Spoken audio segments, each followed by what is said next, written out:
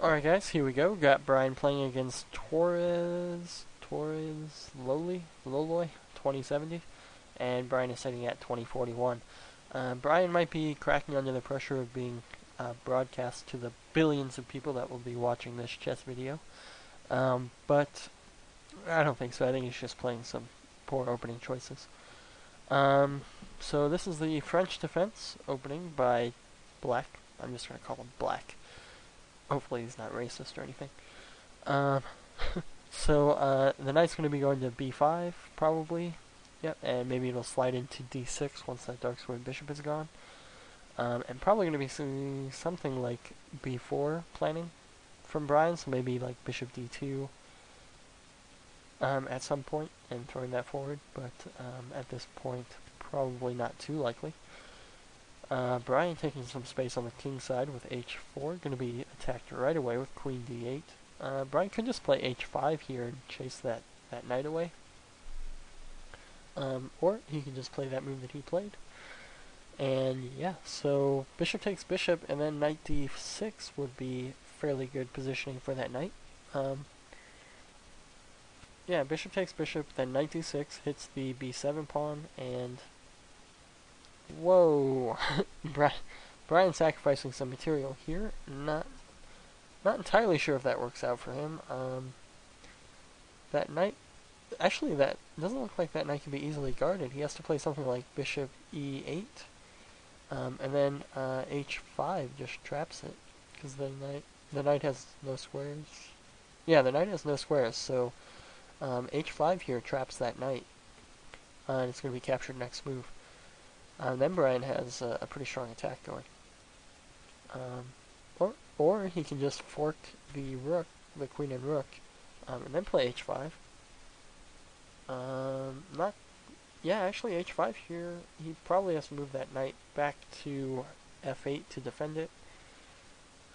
But yeah, I guess it's not the best of moves. That pawn on h5 is menacing enough, I would think, but it was definitely a possibility for him. Trade of queens.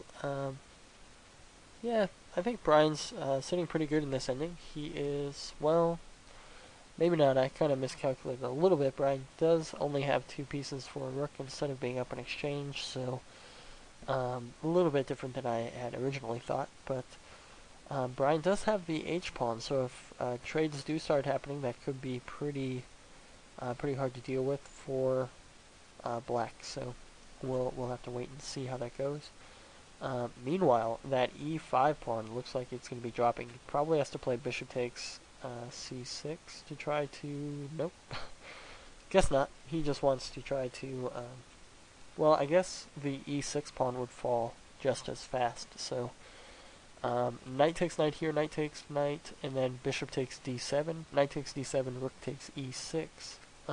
Wins the material back, and also threatens rook e7 check, winning more material. So that's an option for Brian right now.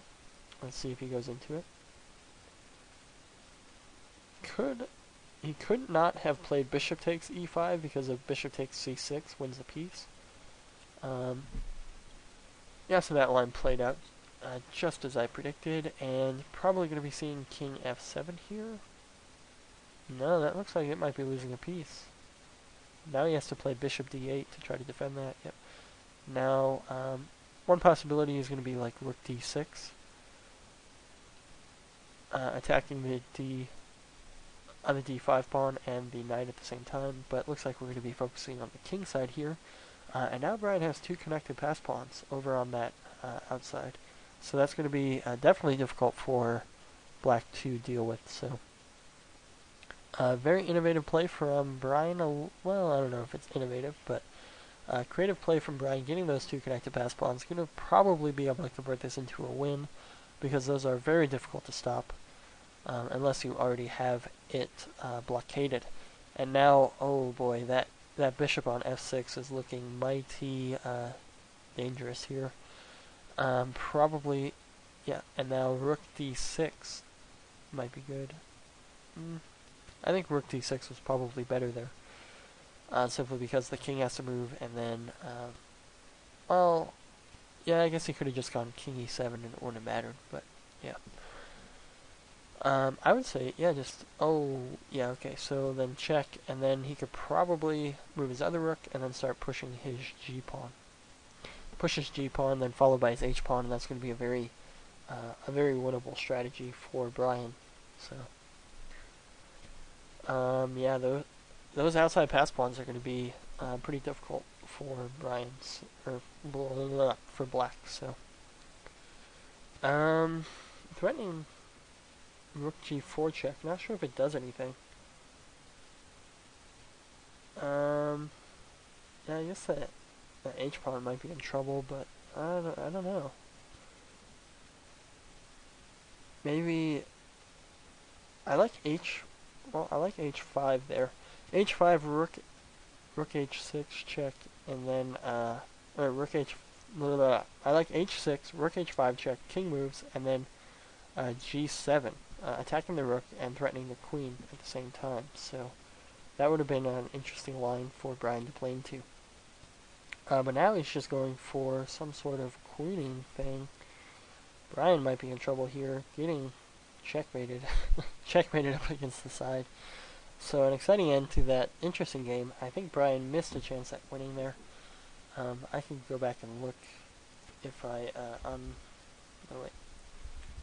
Let me follow myself.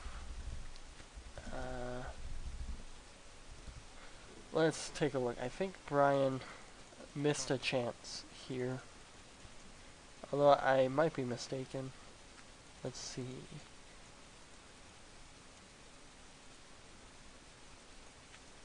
Yeah, so here I think he could try this move.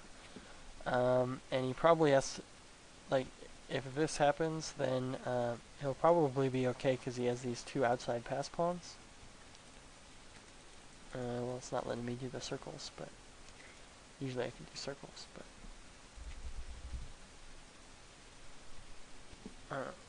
I don't know what happened. I just lost my connection again or something. Wow, that's stupid. There we go. Okay. I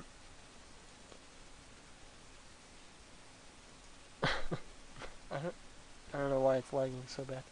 So instead of that, maybe h6, and if he takes this, Brian's going to probably have a winning advantage with these pawns marching up the board. Or he could try this. Brian could go... Either one of these squares is probably perfectly fine. And now a move like this is going to be pretty devastating. Although it's kind of the same situation, but a pawn less, I guess, because he could check here and win the queen right back. Well, actually, I don't know why it's lagging so bad. Brian could probably just pick up that rook right away. So this would be a winning endgame for Brian for sure. This pawn would march, and rook pawns are the enemy of the knight, so pretty easy for Brian to convert that. But time is low. 3-minute game, it's hard to see stuff like that, but I think that would have been a much better variation for Brian to try. So, well, let's try following Brian and see what else we can observe here. So here we have a Scandinavian against Jerome, it looks like. Let's go ahead and go through the moves here.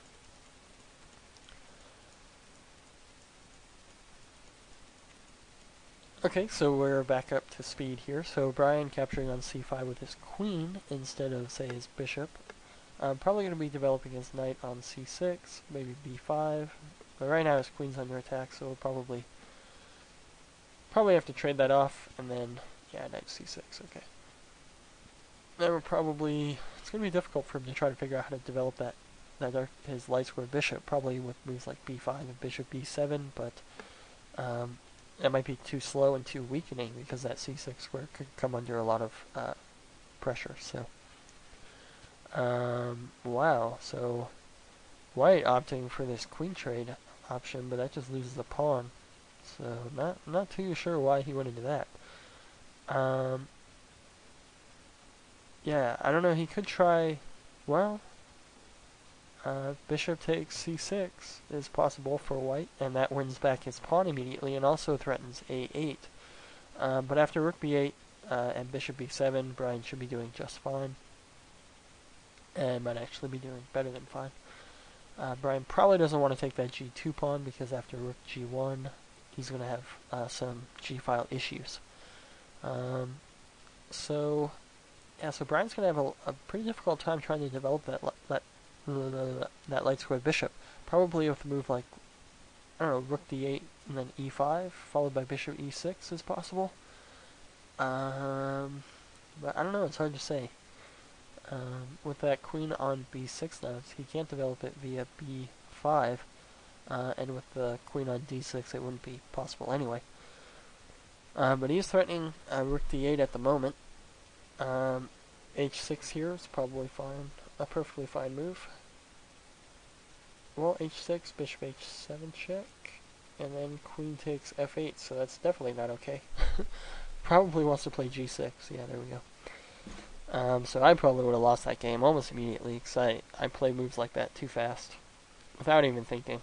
For some reason I have like this blind spot for my opponent's threats, and yeah, anyway. Actually, this is kind of weird. Their ratings are exactly the same, 20-26, 20-26. How bizarre. So whoever wins this game is going to get exactly 16 points. Anyway, so I don't know, Brian's pretty bobbled up here. It's going to be tough for him to get the rest of his pieces developed.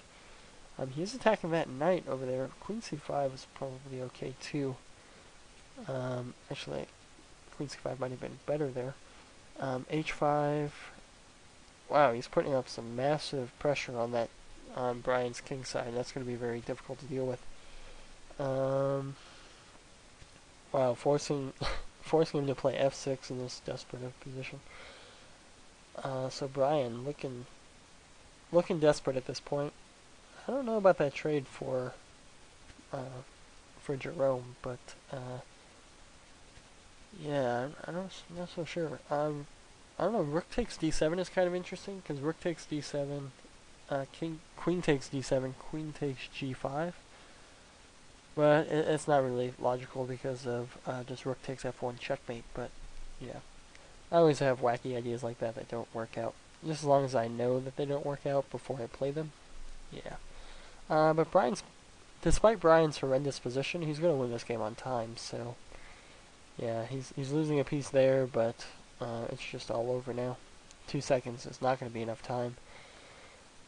Brian could just keep his rook on, just put it off in the corner somewhere and forget about it, and just start taking all of Jerome's pawns. And this position is actually probably drawn anyway, but Jerome didn't play the best of moves there. So I'm going to go ahead and compress this one, and I'll think about doing another video.